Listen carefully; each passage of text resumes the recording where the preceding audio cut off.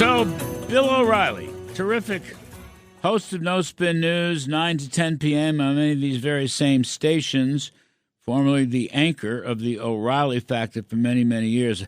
I just think of Bill O'Reilly as a Hall of Fame broadcaster, and many of us have used him and try to learn from him and his style and how he operates. The new book, terribly interesting, Confronting the Presidents, No Spin Assessment from Washington to Biden. Really interesting. Bill, I'll confess, I've read almost all your books. Whenever I interview you, I've not had a chance to read all this, although I've pecked away at it pretty well. It's fascinating. So you want me to send someone over to read it to you? I can do that. yeah, thank you. I have the flu for the last 7 or 8 days. I can't shake it, and it slowed me down, if such a thing is possible. But I just want to try this out on you, and then I want you to just talk. The greatest president of the 18th century, that's easy, George Washington. The greatest president of the 19th century, Abe Lincoln, okay? The greatest president of the 20th century, Ronald Reagan, beats FDR by a couple of hairs. That's my view. And perhaps the most underrated president in American history was William McKinley, who was president. He won in 1896. He won twice, and he won in 1900. And then he was shot and assassinated up in Buffalo. So I'm just pushing that out there, Mr. O'Reilly. Now, go. And those are very insightful opinions. I disagree with you on a few of them, and we'll run it down. But first of all, I just want to tell, you have a pretty erudite audience, word of the day, erudite, that I believe, because I listen every week, love their country. And I tell people, particularly young people, that if you love your country, you don't have to subscribe to any political point of view. That's up to you and your conscience. But you do have to learn about America. You have to understand it.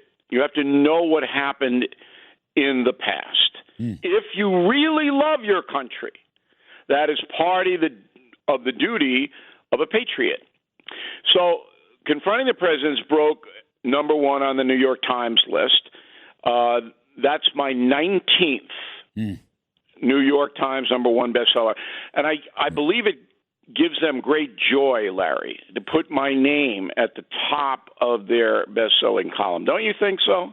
They go, O'Reilly's got another number 1 New York Times. I don't know. I mean, I'll put you at the top of my nonfiction list, but I'm not sure about the New York Times. But you're right about learning history.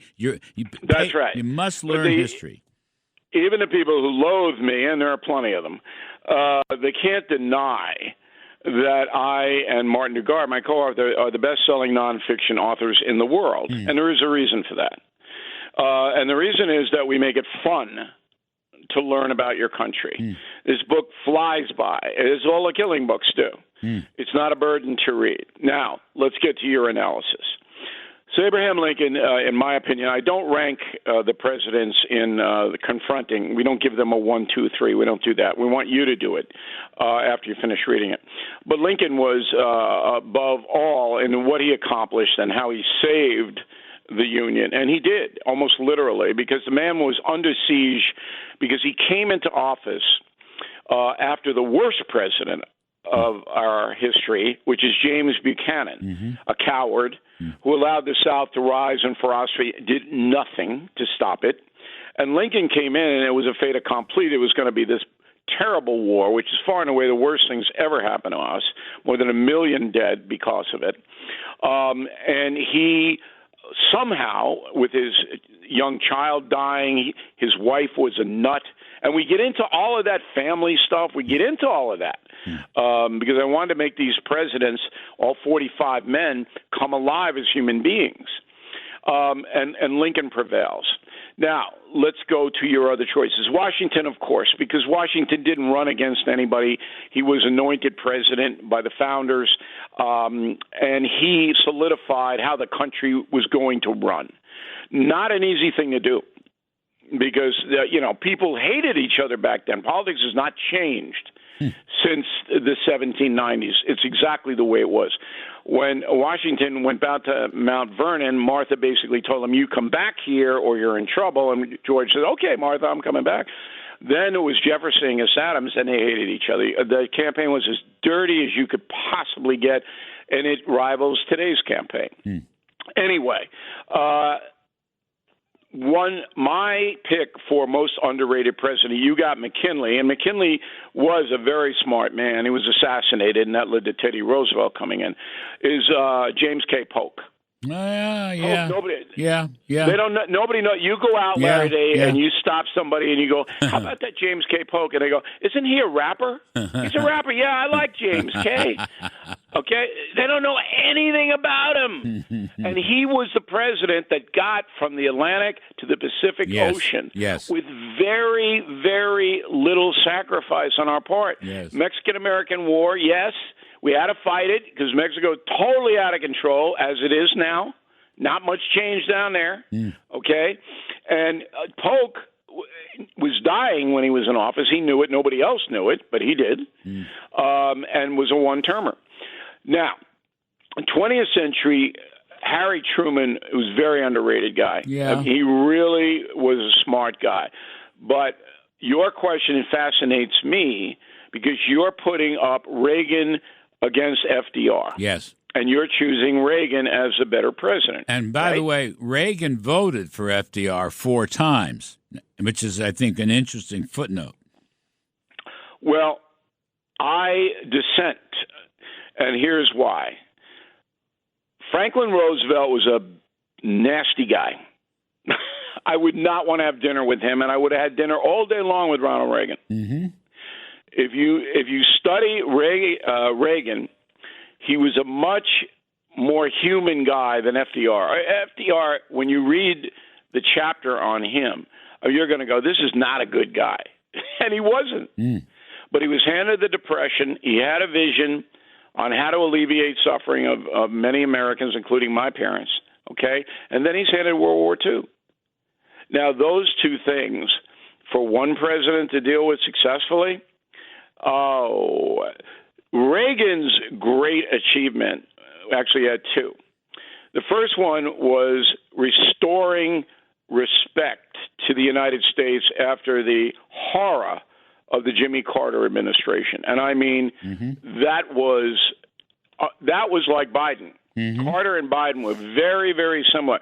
Biden was worse, and I'll tell you in a minute why. Biden's worse. But Reagan came in and restored American power and lifted the morale of the citizenry, of most Americans, except for the press. Press hated Reagan from day one and never relented. And then, of course, Reagan's vision on the evil empire of the Soviet Union, how to defeat it, was brilliant.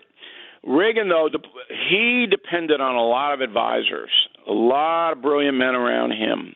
Well, he had one. He had one kid who was deputy OMB director named Kudlow.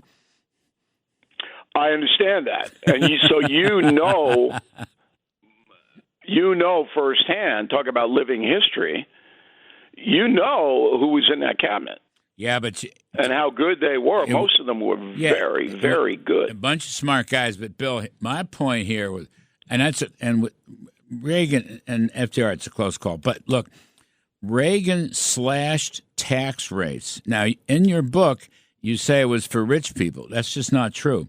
His tax cuts were across the board, and at the end, in 1986, tax reform, which was bipartisan, there were only 2 brackets, 28 and 15, and middle-income people and lower-income people. But the economy was growing at 10 or 12% in the middle of his term. Just want to put that in. Second point. It took him a while to get to that plateau. Yes. No. And what my posture is, I wasn't talking about individual tax rates. I was talking about how Reagan favored corporations. Reagan and Teddy Roosevelt would not have gotten along. That's fascinating because they were 2 very good presidents, 2 very, very good presidents. But Teddy, he went after Rockefeller and all the robber barons with a vengeance. Reagan was more trickle down, as you know that. So that's what our point of view was. It was successful because, and to this day, I believe this, the government cannot run the economy, and that's what Biden and Harris and the progressives want. So they want top-down. The federal government, Washington, is going to tell you what you can have. It's going to tell you have to run your business this way.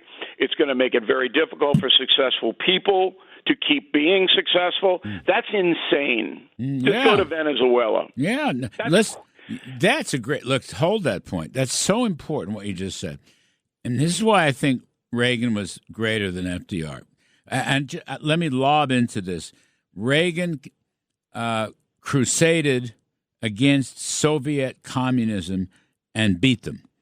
That by itself is extraordinary. I mean, they folded. That's a key point. The other point I want to make is this. FDR's experiment was that the government should run the economy, and Bill, it failed. The unemployment rate was 20% until they started wartime spending. Reagan believed that people, individuals in the marketplace should run the economy. So I give Reagan much more credit than FDR. Now, that's off color. It's, liberal historians, of course, will always attack Reagan and promote FDR. I just want to put it in. We're going to run out of time. But I just wanted to see how you'd react to that. FDR's overall assessment of the government was pack the Supreme Court, and we liberals want to run everything. Right. You're absolutely right. But what he did that endures to this day was he was smart enough to say some people need help. Yes, well, I agree with that. I do. Right. I do. And that's what he did, and Hoover did not do that, and that's why Hoover failed so badly. Yeah, Hoover was a very brilliant dummy. But you're right about in your book, because I was reading selectively last night, one of the legacies from FDR is the Social Security system. And that's right. Too many conservatives like to bash that, but they shouldn't, because it was a good idea. Now, it's changed over the last 7,500 years. But that was an important legacy. I agree with that point. And I also agree with the idea there has to be, those who need help should be able to get help. You give a helping hand for people to get back on their feet. I agree with that. That's right. I do. Right. I got to get out. Folks, this is the great Bill O'Reilly. I just want to say, Bill, how much, and we've known each other a long time, how much I love talking to you about these things and other things we've talked about, all the other books. You're fabulous. You're a Hall of Fame guy. Folks, Bill O'Reilly, first of all, 9 to 10 p.m.'s radio show on many of these same stations called No Spin News. And secondly, the book is Confronting the Presidents, No Spin Assessments from Washington to Biden. Bill O'Reilly, thank you ever so much. Folks, a quick break. Thanks for having me in, Larry. Stay strong.